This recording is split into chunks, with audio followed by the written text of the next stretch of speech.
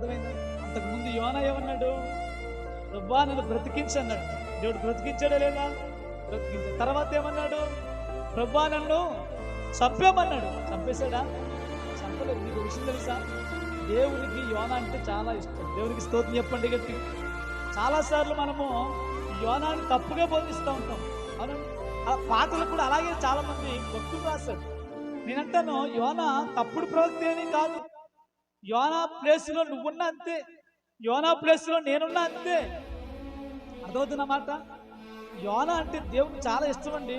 అంతమంది 1,20,000 మంది జనాంగము కలిగిన ఆ నినేవె పట్టణస్థుల దగ్గరికి ఎవరు వెళితే వింటారో దేవునికి బాగా తెలుసు. అందుకనే వెళ్ళను అని చెప్పినా సరే కావాలని యోనాను మరలా పిలిపించుకొని సముద్ర అగాధం లోతులో పడేసి మరలా చేపను పంపించి తిమింగల గడుపులోంచి బయటకు వచ్చి తీసుకుని వచ్చి కావాలని మరలా నినేవె పట్టణం తీసుకుని వెళ్ళాడు. దేవునికి స్తోత్రం చెప్పండి గట్టిగా.